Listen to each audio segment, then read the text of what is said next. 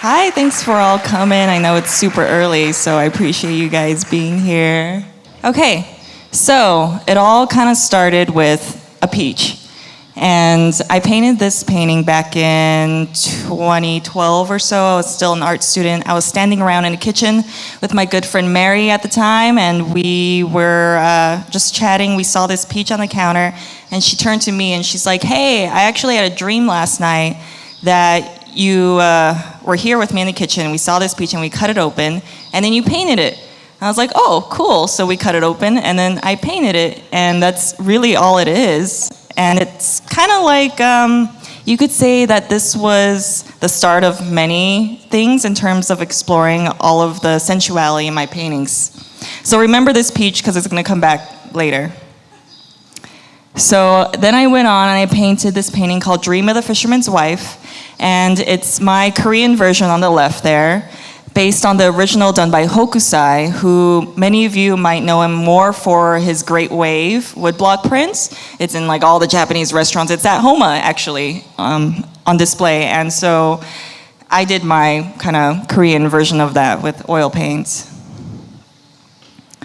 Here on the left, this is titled Girl Play, and it was done during a time, well, after I was kind of processing everything, but I came out to my family as bi, and my family is super Korean, and I grew up with my grandparents, so it was not really cool. And so it was literally me covering up me and another girl with paint, kind of like hiding it, not wanting to be seen, but covering up with this traditional clothing worn by Korean kids playing a game called Yunnori, so I called it Girl Play. And on the right to that is called Sleazy Eye Photography. I started to explore more about, it's not just the sensuality in like a bright and fun way, but I started off in kind of a way where there was a lot of blockages in my life. And so it's a painting about sexual abuse that I experienced. And it was a photographer who took this photo of me with this snapshot. It was a red flag, I should have known, but he's like, "Oh, these photos just kind of happen, like these snaps just kind of happen." And I couldn't really admit it at the time until I actually saw this Korean-American comedian called Margaret Cho. Some of you might know her, but she was here in Hawaii, and she spoke about her experience with sexual abuse when she was a kid from a relative. And she told her family about it. And her family's very Korean too, just like mine. And they basically told her to shut up because it's not a good image. We can't have this out there, it's shameful. And so what she did was she went to the family reunions and she yelled about it. She got angry and she told everybody. She was not gonna shut up about it. And I was so inspired by her talking about that. It shot like electricity through me. And so then I painted this painting, and that was kind of my way of shouting about it. I can't use my voice like her necessarily, but my medium is through paint. And then I started to look into Korean history, and I learned about how Japan took over Korea for about 35 years and colonized it. And when they did that, they took their women. They also took some of their own Japanese women and some of the Filipino women when they took Philippines as a territory.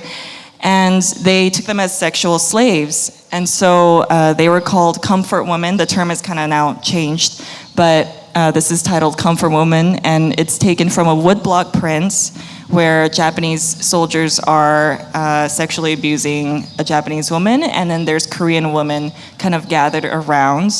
And it was kind of my way of telling the story, I guess. It's painted on a folding screen, which is used in Korean rituals called chesa, and I used to do this growing up as a kid all the time, and you would basically honor your dead ancestors through it. So this was kind of my version, and on the back is the 247 names of the officially recorded Korean grandmas at the time who were brave enough to come forward and give their names to the government.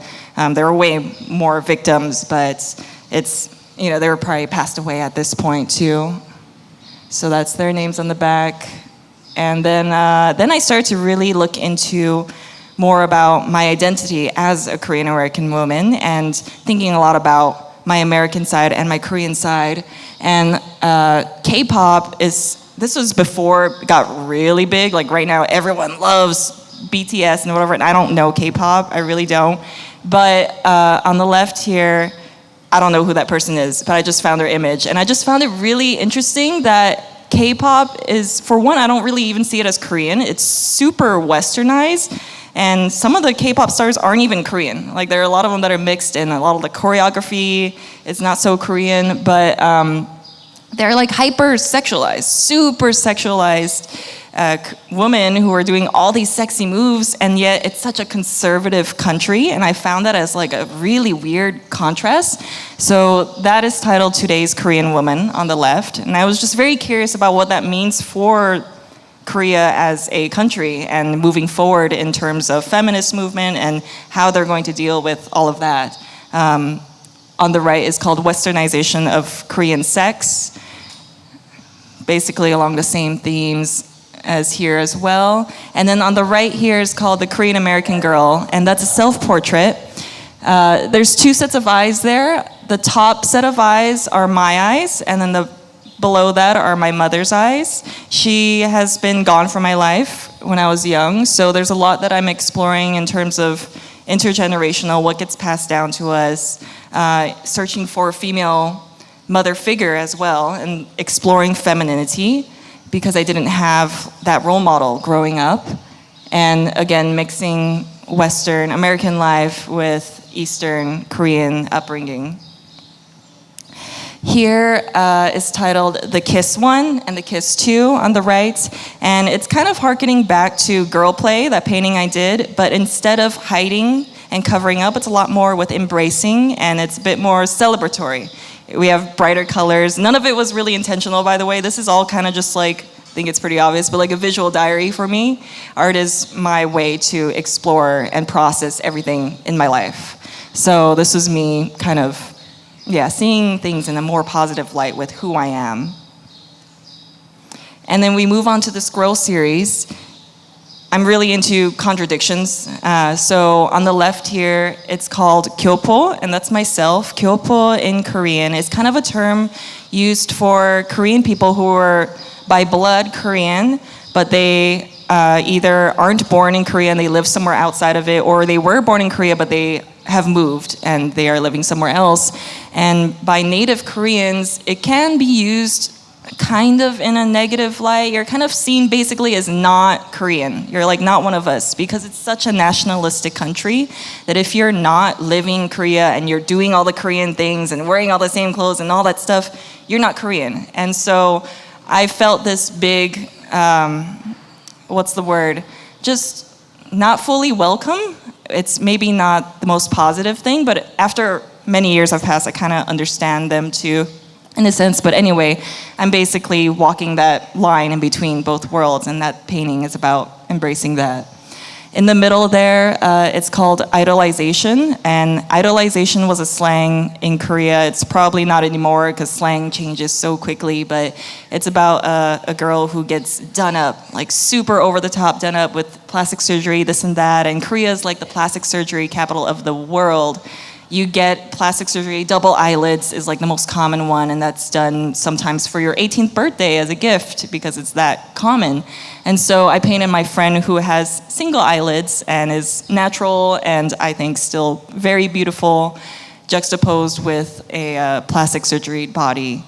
And the third one is titled Otoko Masari, which literally means to surpass male in Japanese, but it's used as a term for tomboy. So in Japan, they don't really like tomboys or see girls who are more manly or anything in that sense as attractive. And so this is about kind of shedding that and accepting, my friend has like rippling back muscles, and she's from Japan, and she's super tiny and unassuming because she's like very Japanese and cute, and then she can like totally kick your ass. So I thought that was really cool, and I wanted to shine light on that.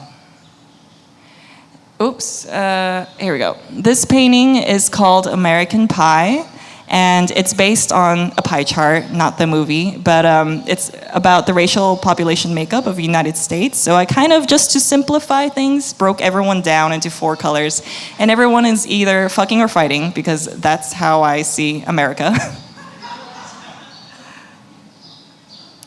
Then I started to paint in 2020 a series called the Little Death series. And this has a lot to do with Korean folk images that I started to explore, which are the 10 Taoist symbols of Korean folk art. And I paint a lot the mushrooms, the sacred mushrooms is what they called it, and the peach. And so they are both symbols of longevity. And at this time, I was thinking a lot about death. I know it was COVID, but also my grandparents, they're 90 now, and they talk about death all the time and about how they're both dealing with it in very different ways. And I thought about how everything that we do is basically like a distraction of the fact that we're gonna die. Like everything that we do, everything. And so I coupled that with sex and death, being as like sex is kind of like a coping mechanism sometimes. And so that's put in there as a way to, let's say, kind of accept that we are going to return back to nature. So all the bodies are kind of decaying and dying, but in a way where it's cyclical and not just like finite. And so that's my way of kind of dealing with that. And then I moved on to paint this series called Souls in Motion, which is still ongoing. And I'm now kind of taking a step back and a zoomed out view and focusing on world building and focusing more on the symbols in Korean folk art, but kind of reinventing them for my own life and fitting them in there. And so there's still spicy things happening, I guess you can say. There's people naked and some of them are fucking or some of them are alone or whatever. But it's more so about relationships, and it's about people connecting with other people. And I personally learned so much from others. I learned so much from every person I've met and had a relationship with. Bonds made and broken. And so that's what all of this is about. It's about the bonds we make and break and how that can help shape us and help grow us and help us learn. So these are all kind of painted more or less in the order they were created, or shown in the order they were created. And so this, I'm kind of infusing now a bit of everything that I've painted since I was a student in art school to what I'm doing now. And this one here has a bit of the Little Death, as well as the Souls in Motion and all the symbols, as well as my family. It's a little bit hard to see, but I'm down there, my adult self with my dad, and my mom in the back there holding me as a baby. And I kind of see this painting as like,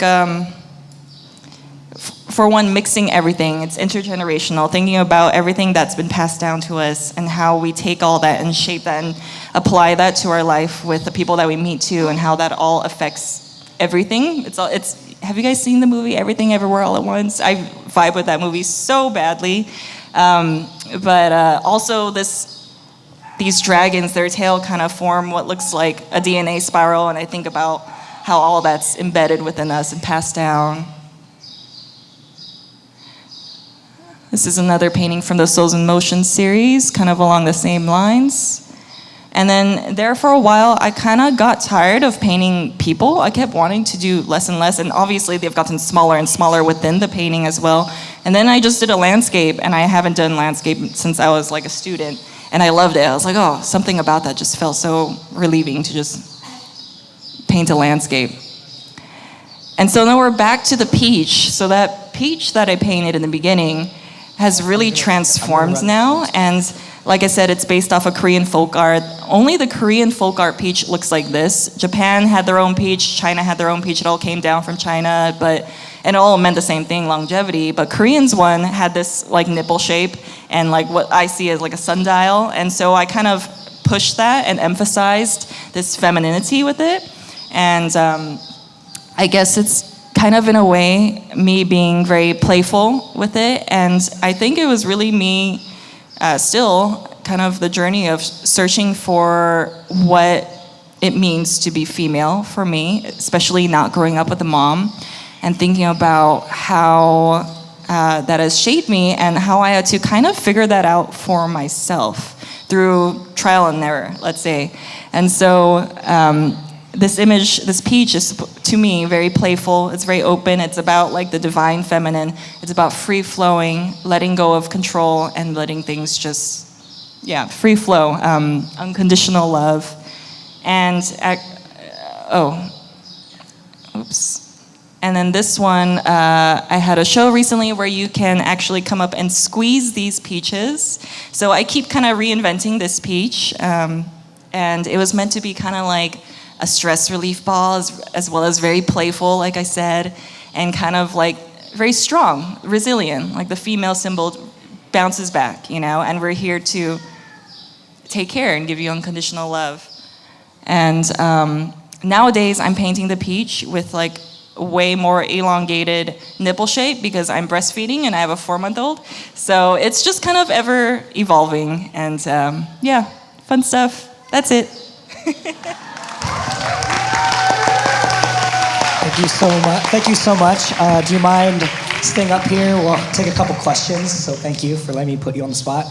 Yes. Oh, there's the first question right here. So yeah. And then if you have on this side, I'll run this mic to you, and you'll be the next one. Thank you so much for joining us today. Your art is stunning and very moving.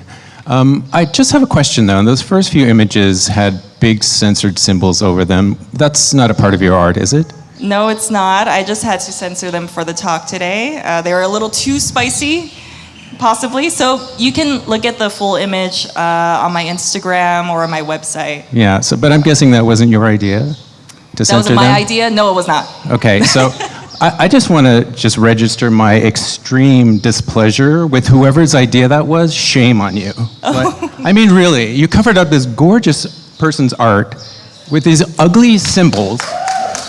How dare you? I mean, you should be ashamed of yourself. Is this Creative Mornings? Are we here to censor one another or self-censor our art? How dare you? Ooh, this is getting spicy. Hi, Lauren. Over here, Lauren. Hi. Hi, hey, Mita. Hi, Lauren. I've enjoyed following you since you moved to Hawaii and you had your series that was highlighting when you grew up without your mother. So now I'm just curious. I've been watching your art over the years, and now that you are also a mother and you've gone through this artistic journey, what do you see moving forward? I can see your art is evolving, but now you're a mom of a 4-month-old. Your series started with a loss without having a mother growing up. So I'm curious, where are you going now with your art? I should have brought like another slide to show work in progress, but I guess you can say it's really what I've been painting with the last series of Souls in Motion, but kind of infusing more of family life. And instead of naked people trying to find each other, now I'm kind of painting more people doing really boring things, like literal mundane scenes of brushing my teeth and doing and because that's what my life is filled with now. Not to say that it is boring, but on the outside appearance, it kind of is. And I think I was always chasing this like dopamine, this rush, this excitement, again, like coping mechanism. And so now I've kind of, I guess you can say I'm finding peace within what's considered quote unquote mundane. So those are the things I'm painting. Yeah. Beautiful art, really inspiring, and thank you for sharing your visual diary of all of the pain that you've alchemized into something to share. And I think an interesting point of censoring that, and I think that's complex in and of itself, and it's like we want to share the pain, but then you're sharing it into this world. So I'm always so curious about a process. So how do you feel, because this is such a vulnerable expression, so raw, like what is your personal process of extracting whether your art through, alchemizing your pain into a creation? So first, I kind of start off with, I just gather a lot of images, and I just have a bunch of them on my computer, and I start just pulling them up and looking through them because I am super visual. So I just find images that I'm really drawn to at the time, and they speak for me for one reason or another, and I Photoshop them. So I do like a digital collage at first, and that's where a lot of one part of the what's the word? I'm mom braining. More like free flow happens, I guess, with collaging, and then once I get it to a place where I like it, and then I turn it into a painting. But it's never exactly like the collage. It kind of transforms from that a bit, but it's kind of like an artwork in itself too, I guess. Yeah. Oh, and then kind of the meaning, it's been a little bit less of a gap now, but I've been kind of discovering the meaning a bit more in hindsight. So because it's so visual rather than words, I kind of have a better understanding after the fact. Yeah. Oh, I have a question. So it looks like you spent some time in Hieronymus Bosch's Garden of Earthly Delights, and you've kind of modernized it, made it very sensual and spicy. So just kind of noticed that when I was looking at your website. Yeah, I love his work, and the Souls in Motion series especially was kind of the Bosch inspired a bit of that, but it's kind of just like my Korean mythological folk version of Bosch. And he painted a lot about fear, and it was very religious, but I'm painting a bit more about love in the end. Yeah. Skip over. Hi, you're incredible. Thank you for being here and sharing all of your wonderful work. I wanted to ask about like your pursuit in motherhood. Like, how was your pregnancy, and like how did that affect your creative flow? And like now that you have your baby Earthside with you, like how has that transformed? I mean, everything you do. It's still kind of early, I guess, because he's 4 months, and I'm still figuring out a lot in terms of balance and how everything's gonna work out. But I mean, pregnancy was good. It was actually not too bad. Thanks for asking. And yeah, I don't know. I'm still figuring it out. I found out I was pregnant at my third trimester, or sorry, not third trimester. After my first trimester.